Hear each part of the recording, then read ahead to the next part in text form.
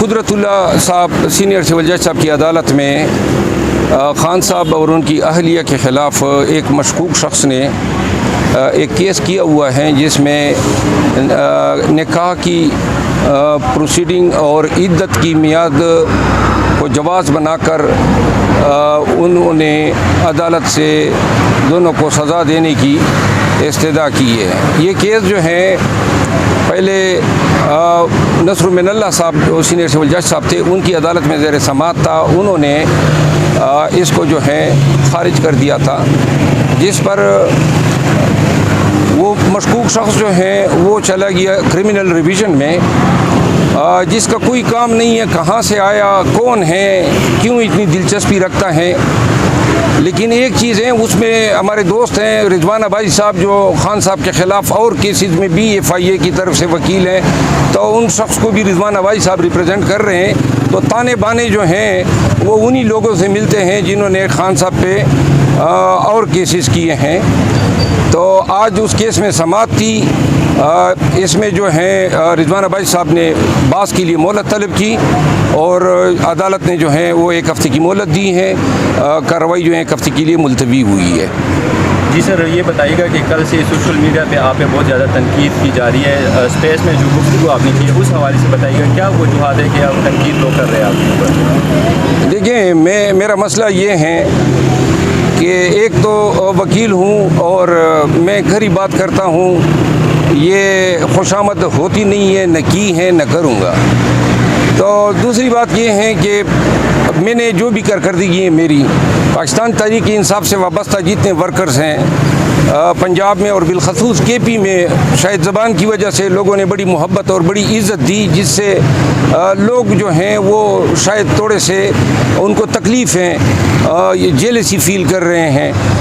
کل سپیس میں جو سوال ہوا قاضی فائز عیسیٰ صاحب کے حوالے سے کہ جی ان سے کیا توقعات ہیں، میں قاضی فائز عیسیٰ صاحب کے سامنے وکیل پیش ہوا ہوں بطور وکیل اور میں نے ان کے فیصلے پڑھے ہیں، تو میں نے یہ کہا کہ ہماری توقعات ہیں کہ قاضی فائز عیسیٰ صاحب جو ہیں ہمیں بلا تفریق جو ہے ہمیں بھی انصاف دیں گے اور ہماری انصاف سے توقعات ہیں ان سے، اور میں نے ان تمام خدشات کو جو ہے برش سائڈ کیا کہ جی وہ پاکستان تحریک انصاف کے کیسز کے حوالے سے یا چیئرمین PTI عمران خان صاحب کے کیسز کے حوالے سے کوئی ذاتی انات کو کوئی وجہ بنائیں گے، اور میں یقین نہیں رکھتا ہوں ایسے خدشات پہ۔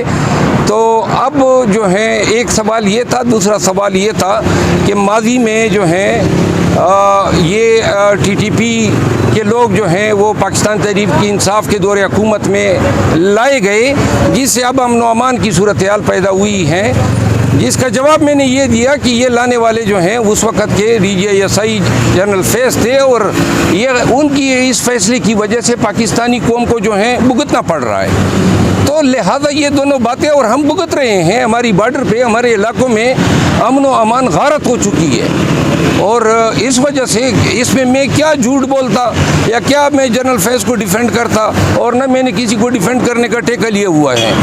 ہم ڈیفینڈ کرتے ہیں ان تمام معاملات میں جہاں پہ ناانصافی اور زیادتی ہوتی ہے، اور اگر کوئی بھی حکومت یا کوئی بھی پارٹی یا شخص قانون کو ہاتھ میں لیتا ہے یا رول آف لا کو انڈرمائن کرتا ہے تو میں بحیثیت وکیل رول آف لا کے ساتھ کھڑا ہوتا ہوں۔ پاکستان تحریک انصاف اور خان صاحب کے لیے ہر محاذ پہ ان وقتوں میں جب کسی کو بولنے کی توفیق نہیں ہو رہی تھی اور اس پورے پاکستان میں کسی کی لب کشائی نہیں ہو رہی تھی، تو اس وقت بھی تمام رسک اور تمام تھریٹس کو لاحق رکھتے ہوئے خان صاحب کے لیے اور PTI کے لیے اور تمام مظلوموں کے لیے آواز اٹھائی۔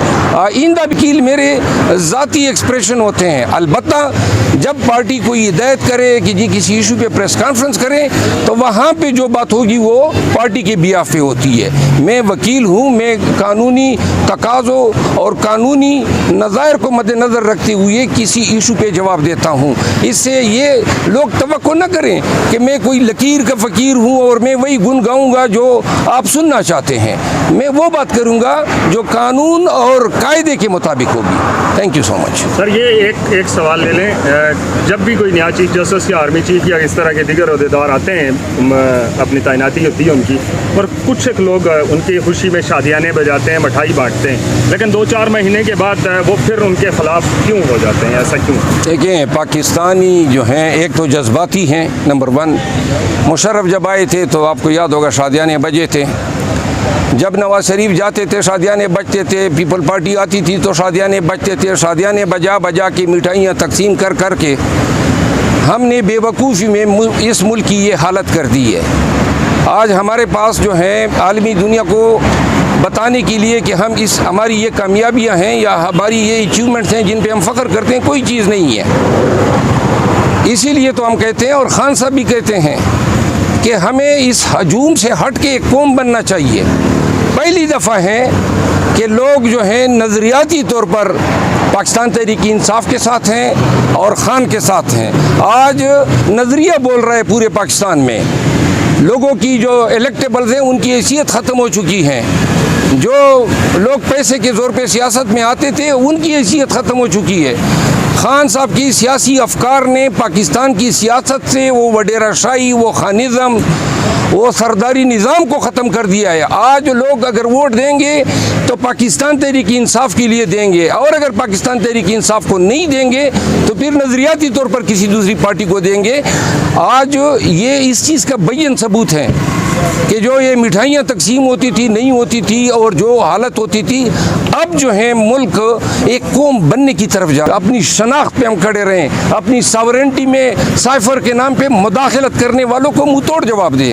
شکریہ. کہتا ہے کہ ان کا بھی ایک بیانیہ ہو کہ ان کو افینڈ کیا گیا ہے, لیکن بحیثیت پاکستانی آج ہم نے یہ سوچنا ہے کہ اس نفرت کی آگ کو اس کو بجھانا ہے. اور ہم نے وہ لوگ بے وقوف ہیں جو یہ ایک تصویر جو ہیں پورٹرے کر رہے ہیں کہ پاکستان میں عوام جو ہیں وہ اب ایک نفرت کا لاوا جو ہے. بے شک پاکستان کے عوام جو ہیں وہ ابھار کر رہے ہیں ظلم اور جبر کو, لیکن اس کا کوئی تعلق نہیں ہے سرحدوں پہ موجود ہمارے فوجیوں سے. اپنی شناخت پہ ہم کھڑے رہیں, اپنی ساورنٹی میں سائفر کے نام پہ مداخلت کرنے والوں کو منہ توڑ جواب دیں. شکریہ. کہتا ہے کہ ان کا بھی ایک بیانیہ ہو کہ ان کو افینڈ کیا گیا ہے, لیکن بحیثیت پاکستانی آج ہم نے یہ سوچنا ہے کہ اس نفرت کی آگ کو اس کو بجھانا ہے. اور ہم نے وہ لوگ بے وقوف ہیں جو یہ ایک تصویر جو ہیں پورٹرے کر رہے ہیں کہ پاکستان میں عوام جو ہیں وہ اب ایک نفرت کا لاوا جو ہے. بے شک پاکستان کے عوام جو ہیں وہ ابھار کر رہے ہیں ظلم اور جبر کو, لیکن اس کا کوئی تعلق نہیں ہے سرحدوں پہ موجود ہمارے فوجیوں سے.